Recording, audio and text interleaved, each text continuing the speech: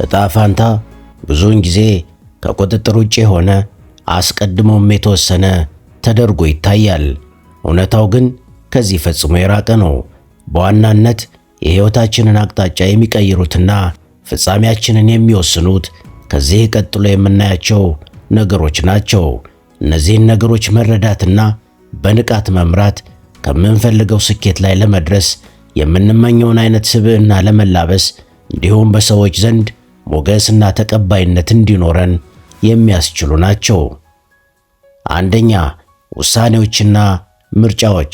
ሕይወትህ የምትወስናቸው ውሳኔዎች ድምር ውጤት ናት። ትላልቅ የሕይወትህ ውሳኔዎች ለምሳሌ የሥራህ አይነት፣ የትዳር አጋርህ፣ የጓደኞች ምርጫህ፣ የመኖሪያ አካባቢህና የመሳሰሉት ብቻ ሳይሆኑ በየዕለቱ የምትመርጣቸው ትንንሽ ምርጫዎች ለምሳሌ ማንበብ ወይም አለማንበብ፣ ጠዋት ቶሎ መነሳት ወይም መዘግየት፣ ገንዘብ ማውጣት ወይም መቆጠብ የዕጣ ፋንታህን ጨርቅ ይሸምኑታል። ዛሬ በአንዳች ጉዳይ ላይ የምትወስነው ምርጫ ነገ የት እንደምትደርስ የሚወስድህን መንገድ መቀየስ ይጀምራል። አብዛኛው ሰው ሕይወቱ እንዲለወጥ ይፈልጋል፣ ነገር ግን ውሳኔዎችን ለመቀየር ይፈራል። ውሳኔዎችህ የኃላፊነትህ መገለጫ ናቸው። ኃላፊነትን በወሰድክ ቁጥር የሕይወትህን መሪ በእጅህ ይዘሃል ማለት ነው።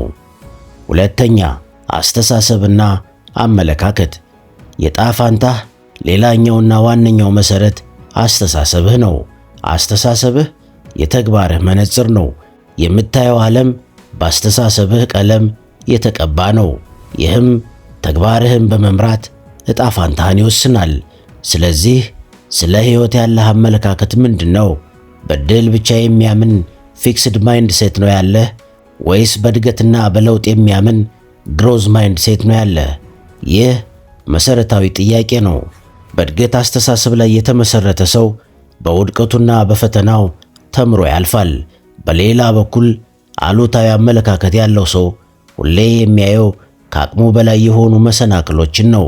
እናም በድል ስለሚያምን ቁጭ ብሎ ብቻ ከሰማይ መናን ይጠብቃል። ሦስተኛ፣ የምታጠፋው ጊዜ። ጊዜ የሕይወትህ ውድ ምንዛሬ ነው።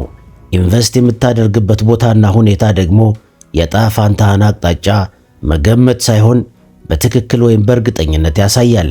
እያንዳንዱ የሰዓትህ ክፍልፋይ ውድ ዋጋ አለው። ጊዜህን በመልካም ነገሮች ላይ የምታውል ከሆነ በዚያው ልክ ለብሩህ የወደፊት ሕይወትህ መሠረት ትጥላለህ። በአንጻሩ ጊዜህን ትርጉም በሌላቸው እንቅስቃሴዎች ወይም ጉዳይ ላይ የምታሳልፍ ከሆነ ግን መጪው ጊዜህ ዳመና ያጠላበት እንደሚሆን ሳይታለም የተፈታ ነው። እናም ዛሬ ላይ ያለህ የጊዜ አጠቃቀም የነገ ዕጣ ፋንታህን ይወስናል። አራተኛ፣ በዙሪያህ ያሉ ሰዎች። ከማን ጋር እንደምትውል ንገረኝና ማን እንደሆንክ እነግርሃለሁ ይላሉ አበው። እውነት ነው። በዙሪያህ ያሉ ሰዎች የአስተሳሰብህንና የኃይልህን ደረጃ ይወስናሉ። አሉታዊ፣ ሰነፍ ወይም ሕልም ከሌላቸው ሰዎች ጋር ከዋልክ ወደ ኋላ ይጎትቱሃል። በሌላ በኩል አዋዋልህ በአብዛኛው ከአበረታች፣ ከአስተዋይና ከስኬታማ ሰዎች ጋር ከሆነ ዛሬህ ያማረ ነገህም መልካም ይሆናል። እናም ዕጣ ፋንታህ የሚወሰነው በምትፈጥራቸው ግንኙነቶች ጥራትና እነዛ ግንኙነቶች በሕይወትህ ላይ በሚያሳድሩት ተጽዕኖም ጭምር ነው። አምስተኛ፣ ልማዶችህ። ዕጣ ፋንታ በአንድ ቀን ተአምር አይፈጠርም። የሚገነባው በየዕለቱ በምትተገብራቸው ልማዶችህም ነው። በየቀኑ የምታደርጋቸው ትናንሽ መልካም ልማዶች ከጊዜ በኋላ ሕይወትህን የሚያሻሽል ትልቅ ውጤት ያመጣሉ።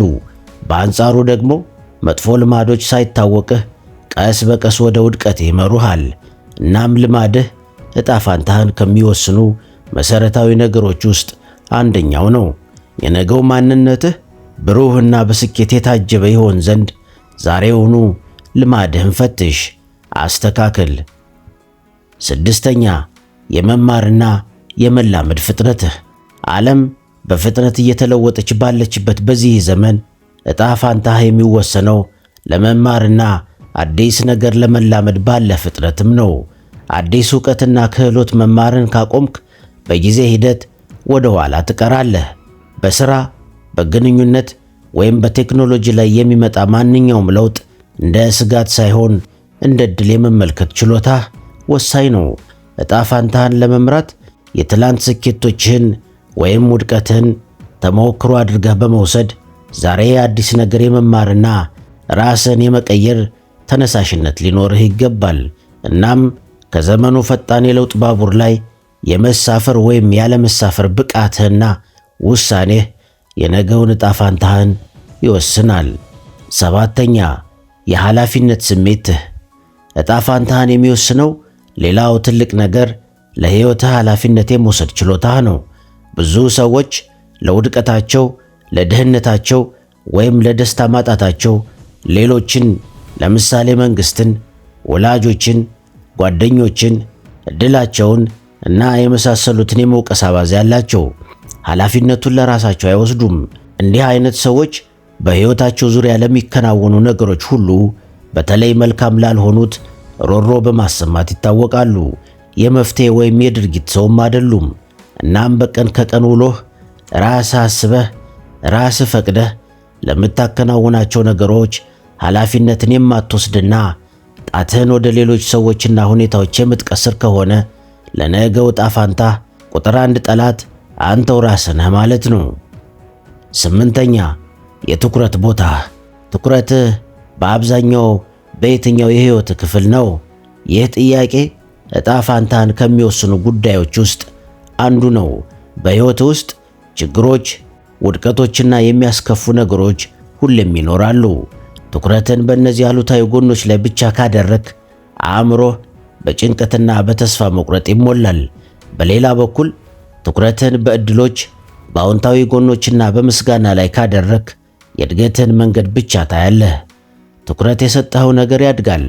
እናም ሁሌም ትኩረትህ ልትቆጣጠራቸው በምትችላቸውና መልካም ነገሮች ላይ ብቻ ከሆነ ለዛም ከተጋህ የነገው ዕጣ ፋንታህ ብሩህ ይሆናል። 9ኛ ዓላማህና የሕይወት እይታህ። ዕጣ ፋንታህን የሚወስነው ሌላው ትልቁ ነገር ለምን እንደምትኖር ያለህ ግንዛቤና እምነት ነው። ግልጽ የሆነ የሕይወት ዓላማ ከሌለህ ውሳኔዎችህና ተግባሮችህ በአጋጣሚና በቅጽበታዊ ፍላጎት ይመራሉ። ዓላማህ የውስጥ ኮምፓስ ነው። በየትኛው መንገድ መሄድ እንዳለብህ፣ የትኞቹን ነገሮች ችላ ማለት እንዳለብህና የትኞቹን ነገሮች በቁም ነገር መውሰድ እንደሚገባ ይነግርሃል። ጠንካራ እይታ ያላቸው ሰዎች በየዕለቱ ለሚያጋጥማቸው ፈተና በቀላሉ አይንበረከኩም። ምክንያቱም ከምንም ነገር የሚያስቀድሙት የሚያሳድዱት ትልቅ ህልም አላቸው። ዓላማህን ማወቅ ለድርጊቶች ሁሉ ትርጉም ይሰጣል። እናም የወደፊት ዕጣ ፋንታህ ዛሬ ላይ ባለህ ዓላማና የሕይወት እይታህ ይወሰናል። 10ኛ የአካልና የአእምሮ ጤናህ። ዛሬ ላይ ያለህ ጤንነት የነገ ዕጣ ፋንታህን ይወስናል። የአካልና የአእምሮ ጤንነት ከሌለህ ቀደም ሲል ያየናቸውን 9ኙን ነገሮች ለመተግበር የሚያስችል አቅም አይኖርህም። በቂ እንቅልፍ መተኛት፣ የተመጣጠነ ምግብ መመገብና የአካል ብቃት እንቅስቃሴ ማድረግ የአእምሮ ንቃትህን ይጨምራል፣ አካላዊ ጤንነትህንም ይጠብቃል። እናም ዛሬ ላይ የአእምሮህን ሰላምና መረጋጋት እንዲሁም አካላዊ ጤንነትህን ለመጠበቅ የምታደርገው እያንዳንዱ ጥረት ለነገው ዕጣ ፋንታህ ማማር የማዕዘን ድንጋይ ነው። ለዛሬ በቃው። ሰላምና ፍቅር ባላችሁበት ይብዛ።